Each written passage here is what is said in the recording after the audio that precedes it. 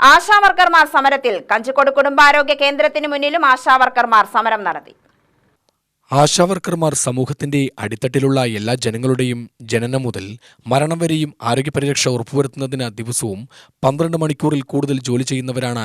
അവർക്ക് പ്രതിമാസം 15,000 രൂപ ഓണറേറിയം അനുവദിക്കുക, ശൈലി സർവേക്ക് തീരുമാനിച്ച 2,000 രൂപ അനുവദിക്കുക, ജോലിയിൽ നിന്ന് പിരിയുന്നവർക്ക് ഗ്രാറ്റുവിറ്റി അനുവദിക്കുക, പ്രതിമാസം 6,000 രൂപ പെൻഷൻ അനുവദിക്കുക എന്നീ ആവശ്യങ്ങൾ ഉന്നയിച്ച് തിരുവനന്തപുരം ആരോഗ്യവകുപ്പ് ഡയറക്ടർ ഓഫീസിന് മുന്നിൽ സമരം ആരംഭിച്ചു.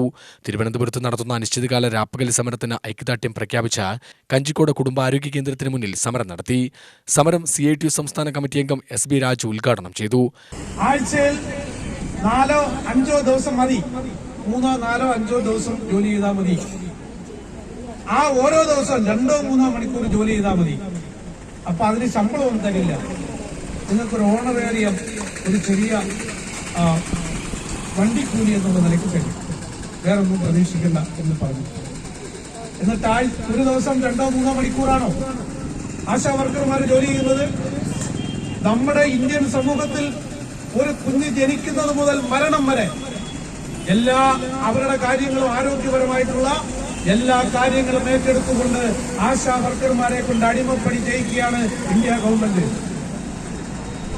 എവരെ തൊഴിലാളികളായിട്ട് അംഗീകരിക്കണം. രാജ്യത്ത് ഏറ്റവും മിനിമം കൂലിയെങ്കിലും നടപ്പിലാക്കണം.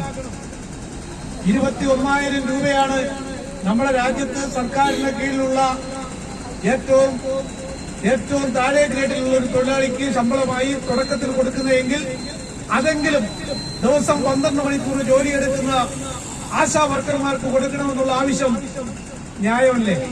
CITU ജില്ലാ കമ്മിറ്റി അംഗം M സുഭാഷ്, യൂണിയൻ നേതാക്കളായ നിർമ്മല, സുനിത, ജോൻസി, ദുർഗ, മുനിയമ്മ, പ്രസന്ന എന്നിവർ സംസാരിച്ചു.